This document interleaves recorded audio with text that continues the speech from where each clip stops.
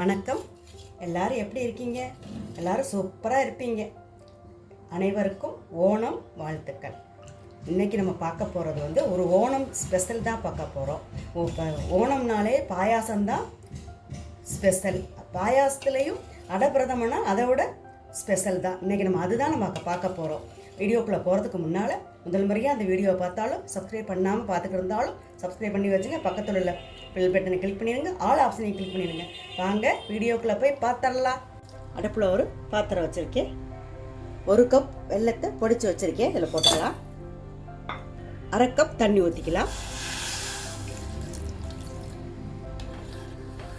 கொதிக்கலாம் வேண்டாம். நல்லா வெல்லம் கரைஞ்சா போதும். நல்லா வெல்லம் கரைஞ்சிருச்சு. இப்போ வடிகட்டிக்கலாம்.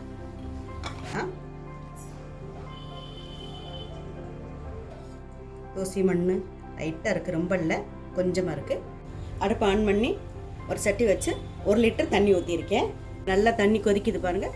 அப்போ இந்த அடையை போட்டேன். அப்பப்போ கிண்டி விட்டுக்கிட்டே இருக்கணும். நல்லா வேகட்டும். நல்லா பாருங்கள் வெந்துருச்சு. ஒரு 20 நிமிஷம் ஆச்சு வேகிறதுக்கு. இது ஃபில்டர் பண்ணிக்கலாம். இப்போ பச்சை தண்ணி சூடாக இல்லாத பச்சை தண்ணி ஊற்றி இப்படி 3 தவணை கழுவி எடுத்துக்கணும். இல்லைன்னா ஒன்றோட ஒன்று ஒட்டி போயிடும்.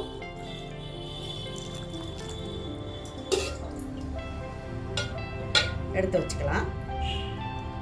பச்சை தண்ணி ஊற்றி கழுவலைன்னா இந்த மாதிரி இருக்காது, ஒன்றோட ஒன்று ஒட்டி போயிடணும். இப்போ இதெல்லாம் இருக்கட்டும். இப்போ தேங்காய் பால் ரெடி பண்ணணும். 1/2 கப் அடை போட்டோம், வேக வச்சுருக்கோம். 1/2 மூடி தேங்காய் இதில் போட்டு 3 பால் எடுக்கணும். ஃபஸ்ட்டு பால், செகண்ட் பால், தேர்ட் பால், 3 பால் எடுத்துக்கணும். 1/2 டம்ளர் தண்ணி ஊற்றி நல்லா தேங்காயை அரைச்சாச்சு. இப்போ ஃபில்டர் பண்ணிக்கலாம். ஃபஸ்ட்டு பால் எடுத்து வச்சாச்சு. 1 டம்ளர் தண்ணி ஊற்றி 2வது பால் எடுத்துக்கலாம். 2வது பாலுக்கு நல்லா அரைச்சாச்சு. இதையும் வடிகட்டிக்கலாம். 2வது பால் எடுத்தாச்சு. 3வது பால் எடுக்கிறதுக்கு இன்னும் ஒரு 1/2 டம்ளர் ஊற்றி 3வது பால் எடுத்துக்கலாம். 3வது பால் அடித்தாச்சு. இதுவும் வடிகட்டி எடுத்துக்கலாம். 3வது பால் வடிகட்டி எடுத்து வச்சாச்சு. ஃபஸ்ட்டு தேங்காய் பால், 2வது அடித்த தேங்காய் பால், 3வது அடித்த தேங்காய் பால், இந்த மாதிரி எடுத்து வச்சுக்கணும். அடுப்பில் ஒரு பாத்திரம் வச்சு நம்ம வடிகட்டி வச்சோம்ல அந்த வெள்ளை தண்ணி, இப்போ நம்ம வேக வச்ச அடையை அதில் போட்டுக்கணும்.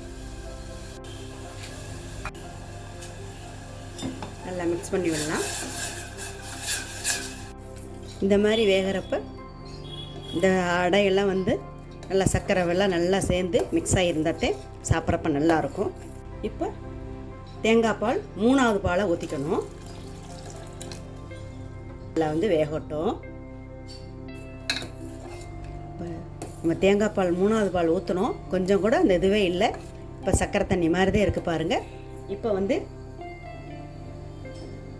2வது பால் எடுத்து வச்சோம்ல அந்த 2வது பாலை ஊற்றிக்கணும்.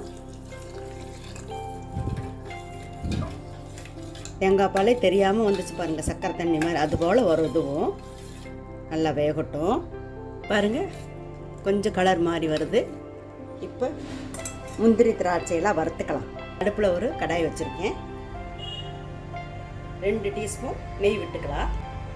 நெய் நல்லா சூடாகட்டும். தேங்காயை இது போல் கட் பண்ணி வச்சுருக்கேன். இதை போட்டுக்கலாம். இந்த தேங்காயெல்லாம் போட்டு வறுத்து போட்டோம்னா சாப்பிட்றப்ப கடிபடுறப்ப டேஸ்ட்டு செமையாக இருக்கும். கொஞ்சம் முந்திரி எடுத்துருக்கேன், அதையும் போட்டுக்கலாம். கிறிஸ்மஸ் பழத்தையும் போட்டுக்கலாம். செவந்துருச்சு. இப்போ இதை இறக்கிக்கலாம். நெய்யில் வறுத்து வச்சது இதில் போட்டுக்கலாம்.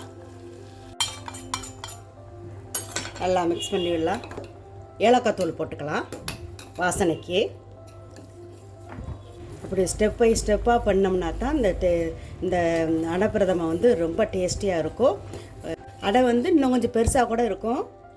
இப்படியும் இருக்கும். ரெண்டுமே நல்லாயிருக்கும். உண்மையிலேயே கிச்சன் தூக்குதுங்க வாசம் பாருங்கள். நல்லா அந்த தேங்காய் பால்லாம் வற்றி நல்லா வெள்ளை தண்ணி தான் தெரியுது. அந்த அளவுக்கு 2 பாலுமே நல்லா வற்றிருச்சு. இப்போ அடுப்பை ஆஃப் பண்ணிடணும். ஃபஸ்ட்டு தேங்காய் பாலை ஊற்றணும். இல்லைன்னா திரண்டு போன மாதிரி போயிடும். அடுப்பை ஆஃப் பண்ணிட்டு தான் ஊற்றணும். சூப்பரான நல்ல ஹெல்த்தியான ஓணம் ஸ்பெஷல் பிரதம பாயாசம் ரெடி ஆயிடுச்சு. நீங்களும் இது மாதிரி செஞ்சு பார்த்துட்டு எப்படி இருக்குன்னு உங்கள் கருத்துக்களை கமெண்ட் பாக்ஸில் சொல்லுங்கள். நன்றி. வேற ஒரு வீடியோவில் பார்க்கலாம்.